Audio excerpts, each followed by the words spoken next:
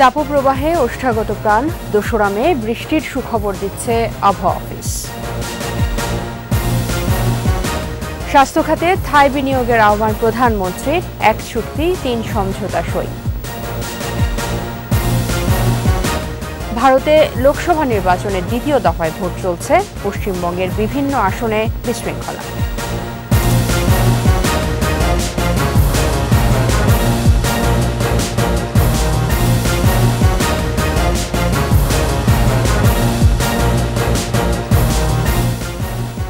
শুনছিলেন first security ইসলামী bank PLC সংবাদ শিরোনাম। আমন্ত্রণ জানাচ্ছি দুপুর 2টার 21 সংবাদে। আপনাদের সাথে আছি আমি তাজনুবা জামিল। 21 টেলিভিশনের সংবাদ একই সাথে সরাসরি দেখতে পাবেন আমাদের ফেসবুক পেজ www.facebook.com/2124 অনলাইনে। তাপপ্রবাহের দাপটে ওষ্ঠাগত প্রাণ। চুয়াডাঙ্গা ও যশোরের উপর দিয়ে অতি তীব্র তাপপ্রবাহ বয়ে যাচ্ছে। খুলনা, রাজশাহী, ঢাকা বিভাগের জেলাগুলোতে মাঝারি থেকে তীব্র তাপপ্রবাহ বইছে। এই সপ্তাহে তাপপ্রবাহ অব্যাহত থাকবে, তবে ২রা মে বৃষ্টি ও ঝড়ো হাওয়ার সুখবর দিয়েছে আবহাওয়া অফিস। মানিক শিকদারের রিপোর্ট। টানা ২৪ দিন ধরে দেশজুড়ে অব্যাহত আছে তাপপ্রবাহ। গত ২৪ ঘন্টায় সর্বোচ্চ তাপমাত্রা রেকর্ড হয়েছে যশোরে ৪২.৪ ডিগ্রি আর ঢাকায় সর্বোচ্চ তাপমাত্রা ৩৯.১ ডিগ্রি। আপাতত যে আমাদের পর্যবেক্ষণ ব্যবস্থায় আমাদের গাণিতিক মডেলের যে পূর্বাভাস, তাতে এটা স্পষ্ট যে এর মধ্যে তাপমাত্রা কমে যাওয়ার সম্ভাবনা খুবই কম। অতীতের যে কোনো সময়ের তুলনায় তাপপ্রবাহের ব্যাপ্তিকালের রেকর্ড ছাড়িয়েছে। এই তাপপ্রবাহ অব্যাহত থাকবে অন্তত আরও ১ সপ্তাহ। বিদ্যমান তাপপ্রবাহ এর ব্যাপ্তিকাল বৃদ্ধি পাওয়ার অনেকগুলো কারণ। ১ নম্বর কারণ হলো মানবসৃষ্ট কারণ, ২ নম্বর কারণ হলো প্রাকৃতিক কারণ। আপনারা জানেন যে এই বছর এপ্রিল মাস পর্যন্ত এল নিনো সক্রিয় অবস্থায় রয়েছে। সুতরাং এল নিনো যদি সক্রিয় অবস্থায় থাকে তখন তা গ্লোবাল ওয়ার্মিংকে প্রতিনিধিত্ব করে। তবে মে মাসের শুরুতে সিলেট, চট্টগ্রাম সহ সারা দেশে মাঝারি থেকে ভারী বৃষ্টির সম্ভাবনা দেখছে আবহাওয়া অফিস। বজ্র ঝড় তৈরির প্রবণতা বৃদ্ধি পাবে এবং সেক্ষেত্রে সেন্ট্রাল পার্ট পর্যন্ত অর্থাৎ ঢাকার পূর্বাঞ্চল সহ আমাদের উত্তরাঞ্চল কিছুটা তাপমাত্রা কমে গিয়ে স্বস্তিদায়ক পরিস্থিতি তৈরি হতে পারে ২ তারিখের পরে। অতিরিক্ত তাপে জনজীবনে নেমে এসেছে স্থবিরতা, দুর্ভোগে পড়েছেন শ্রমজীবীরা। গরমে তো সবার কাছে। ঢাকা শহরে তো আমাদের গাছপালা কম, আশেপাশে কোনো গাছপালা না থাকাতে প্রচণ্ড গরম।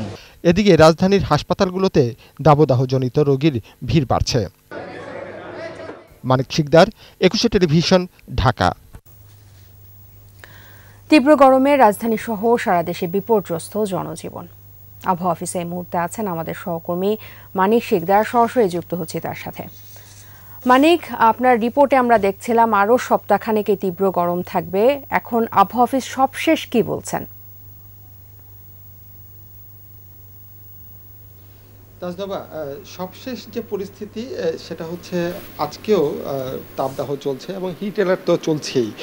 যে আপনি আমার কাছে যে মনিটরটি আমি দেখাতে চাই একটু, এখানে দেখতে পাচ্ছেন যে বাংলাদেশের যে উত্তর এবং পশ্চিমাঞ্চলের যে অঞ্চলটা একটা চরম মাত্রায় হিট ওয়েভ চলছে এবং পশ্চিমবঙ্গের এলাকাতে এই মুহূর্তে 40 ডিগ্রি তাপমাত্রা আছে, 42 ডিগ্রি তাপমাত্রা আছে এবং এই তাপপ্রবাহ বাংলাদেশে 40 থেকে 41 ডিগ্রি তাপমাত্রা পর্যন্ত হতে পারে আজকের তাপমাত্রা। এই মুহূর্তে আমার সাথে আছেন আবহাওয়াবিদ ওমর ফারুক, তার সাথে আমরা আরেকটু বিস্তারিত জেনে নিতে চাই আজকের আবহাওয়া পরিস্থিতিটা কি হতে যাচ্ছে। Thank you. আপনারা জানেন গত এপ্রিল মাসের ১ তারিখ থেকে আমাদের যে তাপপ্রবাহ শুরু হয়েছে সেটা পরবর্তীতে গিয়ে তীব্র থেকে অতি তীব্র তাপপ্রবাহের রূপ নেয় এবং পুরো মাস জুড়েই কিন্তু তাপপ্রবাহটা বিরাজমান ছিল এবং এই মাসের যে বাকি দিনগুলো আছে এই দিনগুলোতেও তাপপ্রবাহ বিরাজমান থাকার সম্ভাবনা রয়েছে। তবে সুখবর হলো যে মে মাসের শুরুর দিকে, অর্থাৎ যদি আমি স্পেসিফিক বলি যে মে মাসের ২ তারিখ থেকে দেশের বেশিরভাগ জায়গায় কালবৈশাখী ঝড় এবং বজ্রসহ বৃষ্টিপাতের সম্ভাবনা রয়েছে। এই বৃষ্টিপাতের কারণে কিন্তু তাপমাত্রা দেশের বেশিরভাগ জায়গায় ২ থেকে ৩ ডিগ্রি সেলসিয়াস অথবা কোথাও কোথাও তার চেয়ে বেশি কমে যাওয়ার সম্ভাবনা রয়েছে এবং মানুষের মধ্যে স্বস্তি ফিরে আসার সম্ভাবনা রয়েছে। ধন্যবাদ আপনাকে। যেটা উনি বলছিলেন যে আগামী ২ তারিখে একটা বৃষ্টি হতে পারে এবং বৃষ্টির পরপরই কিন্তু একটা স্বস্তির সম্ভাবনা আছে। এছাড়া একটু তথ্য জানিয়ে রাখতে চাই, আগামীকাল থেকে সব ধরনের শিক্ষা প্রতিষ্ঠান খোলা হবে এবং আমরা কিছু অভিভাবকের সাথেও কথা বলেছিলাম, তারা যেটা বলেছেন একটা মিশ্র প্রতিক্রিয়া আমরা দেখেছি অভিভাবক এবং শিক্ষকদের মধ্যে। কেউ কেউ বলছেন যে শিক্ষা প্রতিষ্ঠানটা বন্ধ থাকা কাম্য না, আবার অনেকেই বলছেন যে এই অতি তীব্র তাপপ্রবাহের মধ্যে শিক্ষা প্রতিষ্ঠানগুলো চালু হওয়াটা শিশুদের জন্য ঝুঁকিপূর্ণ। এদিকে যেমন চিকিৎসকরা বারবারই বলছেন যে এই গরমে দুপুরবেলা অন্ততপক্ষে যারা দুপুর 12টা থেকে 3টার সময় যেন ছায়ার মধ্যে থাকে এবং শীতল স্থানে থাকে, ঢিলেঢালা পোশাক পরার একটা নির্দেশনা দিয়েছেন। তো তাজনুবা, এই ছিল আমার কাছে এখানে থাকা সর্বশেষ তথ্য। মানিক, আপনাকে ধন্যবাদ। আবহাওয়া অফিস থেকে সরাসরি যুক্ত ছিলেন আমাদের সহকর্মী মানিক শিকদার।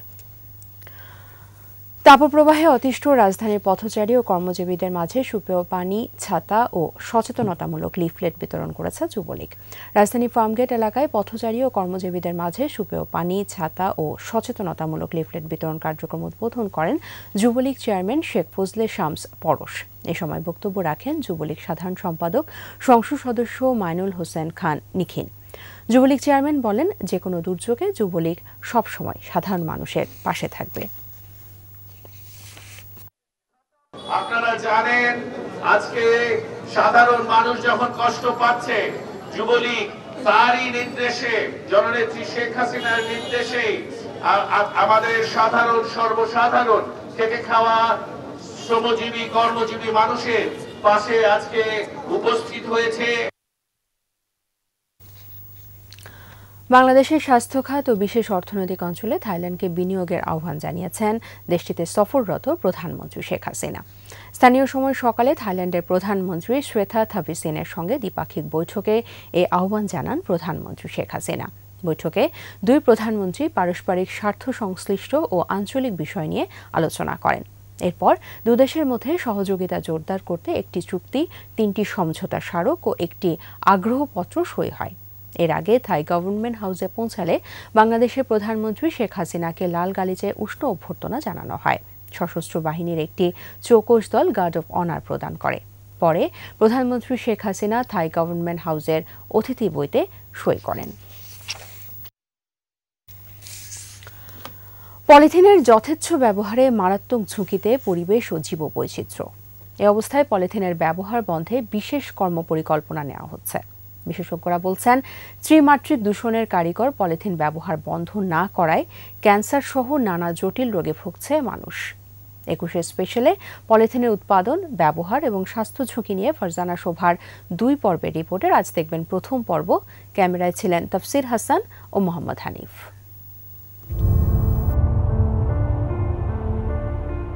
2 টাকা থেকে 2 কোটি টাকার যে কোনো পণ্যই বাসাবাড়িতে পৌঁছাতে ব্যবহার হচ্ছে পলিথিন।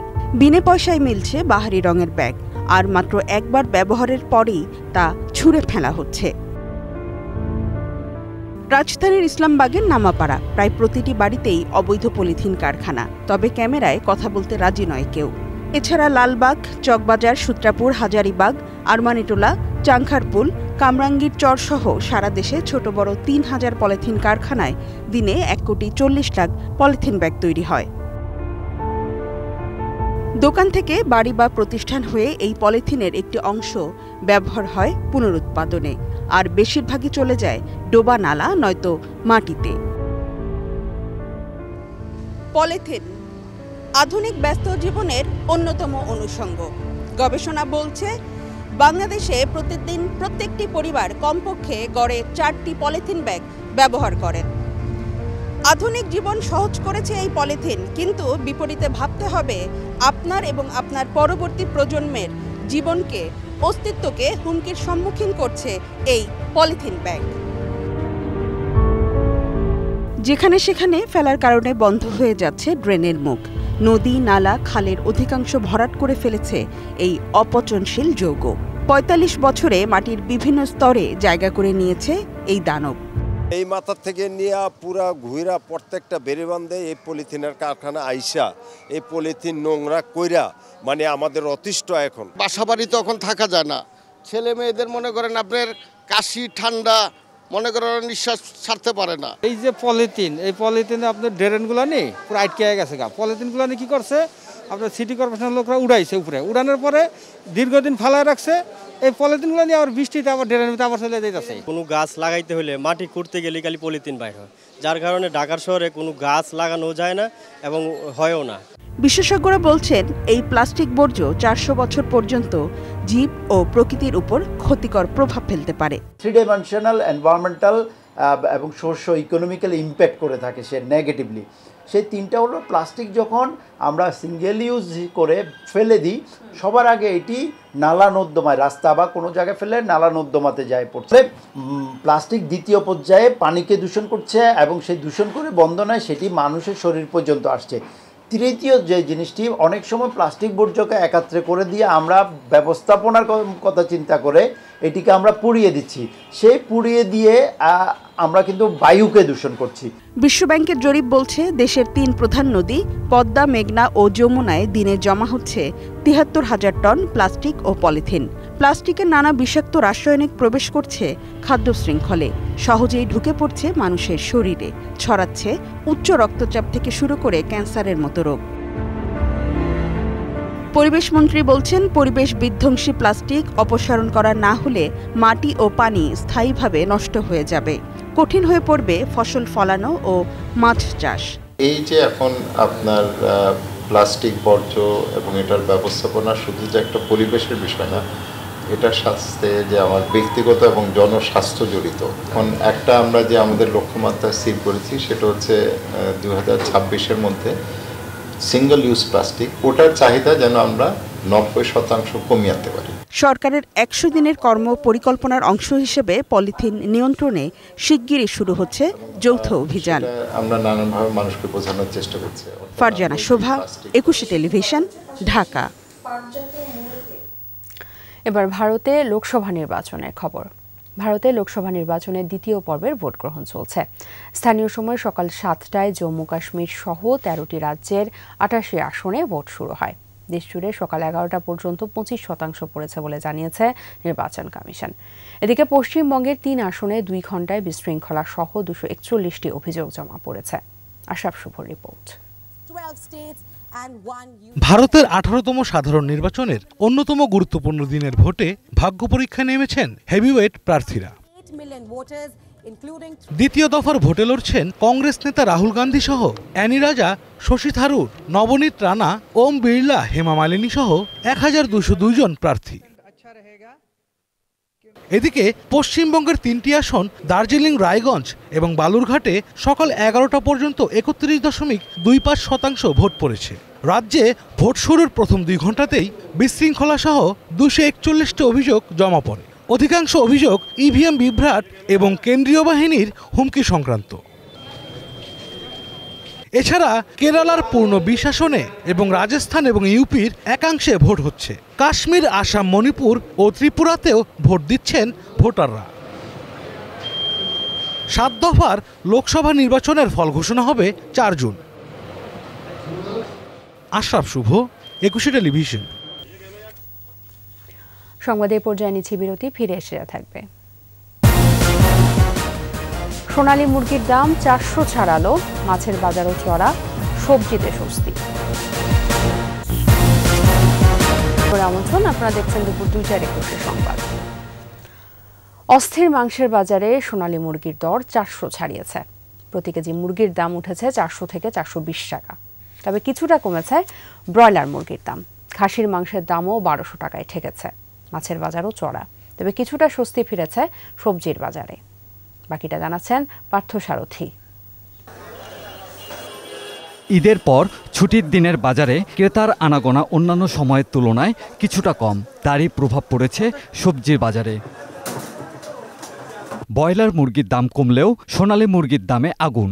দাম ঠেকেছে 400 থেকে 420 টাকায়। ককের দাম তো আকাশ ছোঁয়া। এই ঈদের পরে বেচছি আপনার 360-70 টাকা, আর এখন সেই কক হয়ে গেছে 420 টাকা। মানুষ কিভাবে খাবে? এদিকে মাছ ও মাংসের দাম চড়া। খাসির মাংস প্রতি কেজি 1200 টাকায় ঠেকেছে। যে সময় যা বিক্রি করছি এখনো তাই বিক্রি করতেছি। আমরা 800 টাকায় বিক্রি করতেছি, 780 টাকায় বিক্রি করতেছি। বাজারে সরবরাহ কম বলে অজুহাত মাছ বিক্রেতাদের। মাছের দাম বাড়তে মাছ এবার অনেক সংকট, মাছ কম পাওয়া যাইতেছে। চাষের বড় রুই মাছ 500 টাকা কেজি যাইতেছে, আর ছোট 4 কেজি সাইজের 400 টাকা 350 টাকা এরকম যাইতেছে। তবে স্বস্তি ফিরেছে সবজির বাজারে। গত সপ্তাহের তুলনায় কমেছে বেশিরভাগ সবজির দাম। শসা বেগুনের দাম একবার কম ছিল, এখন আর শসা বেগুনের দাম কমে গেছে। শসার দাম একটু, বেগুনের দাম একটু বাড়ছে খালি। আর রমজান মাসে যে দাম ছিল এখন বর্তমানে সে দামে আছে, বাড়ে নেই। বাড়তি দামেই বিক্রি হচ্ছে আলু ও পেঁয়াজ। উৎপাদনে ঘাটতি না থাকায় ডিমের দাম রয়েছে অপরিবর্তিত। পার্থসারথী, 21 টেলিভিশন, ঢাকা। তীব্র গরমে রাজবাড়ীতে 25 ফুটেরও বেশি নিচে নেমে গেছে পানির স্তর। জেলার 5 উপজেলার 42টি ইউনিয়ন ও 3টি পৌরসভায় তীব্র পানি সংকটে বিপাকে মানুষ। রাজবাড়ীর প্রতিনিধি জাহাঙ্গীর হোসেনের তথ্যচিত্রে আরও জানাচ্ছেন সমর ইসলাম। প্রচণ্ড তাপদাহ, অনাবৃষ্টি ও টিউবওয়েলে পানি না ওঠায় রাজবাড়ীর জনজীবনে হাঁসফাঁস অবস্থা। বালিয়াকান্দি উপজেলা সদর, বহরপুরের রায়পুর, নারোয়া, কালুখালী উপজেলার মদাপুর, রাজবাড়ী সদরের মিচানপুর ইউনিয়ন এবং পাংশার হাবাসপুরের বেশিরভাগ টিউবওয়েলে পানি উঠছে না। খাবার পানির তীব্র সংকটে চরম দুর্ভোগে মানুষ। আমাদের বাজারে 5টা টিউবওয়েল আছে, 5টা টিউবওয়েলে কোনো টিউবওয়েলে পানি উঠতেছে না। বাড়ির সমস্যা, টিউবওয়েলে পানি উঠছে না, অনেক চাপাচাপি করে কিছু ওঠে, পাওয়া খুব কষ্ট। 1 গ্লাস পানি ভরতে 2-1 মিনিট কেটে যায়। জেলার 206টি গভীর নলকূপের মধ্যে সচল আছে মাত্র 81টি, অকেজো পড়ে আছে 125টি নলকূপ। সেচ দিতে কৃষককে বহন করতে হয় অতিরিক্ত খরচ। অন্য বাড়ির থেকে পানি আনি গরু টরু লাগানো হয়, নিজেদের খাওয়ানো কষ্ট হয়। ধান টান সিদ্ধ শূন্য করবো, এখন খরার দিনই ধানই সিদ্ধ করার সত্যি। বর্তমানে ওই পানি 500 লিটার পানি ভরতে গেলে 15 মিনিট লাগে থেকে 25 মিনিট সময় লাগে। পানির স্তর নিচে নেমে যাওয়ায় সংকটের কারণ বলছে জনস্বাস্থ্য প্রকৌশল বিভাগ। 25 ফিটের নিচে পানি লেয়ার চলে যায়, তখন আর ওই সেলের মধ্যে আমরা একজন পানি তুলতে পারে না। এই পর্যায়ে তাদেরকে ডিপ টিউবওয়েল অথবা সাবমার্সিবল টিউবওয়েল এসব শরণাপন্ন হতে হয়। বৃষ্টি হলে অকেজো টিউবওয়েলগুলো সচল হবে বলেও জানান এই কর্মকর্তা। সমর ইসলাম, 21 টেলিভিশন। শেষ করব দুপুর 2টার 21 সংবাদ। যাবার আগে ফার্স্ট সিকিউরিটি ইসলামী ব্যাংক পিএলসি সংবাদ শিরোনামগুলো জানাবো আরও একবার। তাপপ্রবাহে ওষ্ঠাগত প্রাণ, 2রা মে বৃষ্টির সুখবর দিচ্ছে আবহাওয়া অফিস। স্বাস্থ্য খাতে থাই বিনিয়োগের আহ্বান প্রধানমন্ত্রীর, 1 চুক্তি 3 সমঝোতা সই।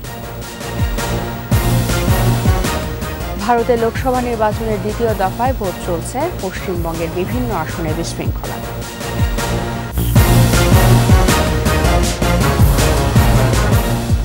একুশে টেলিভিশনের সর্বশেষ খবর জানতে ডায়াল করুন 2021 নম্বরে, আর ভিজিট করুন 21-tv.com এই ওয়েবসাইটে। ফেসবুকে লগ ইন করতে পারেন facebook.com/2124 অনলাইন।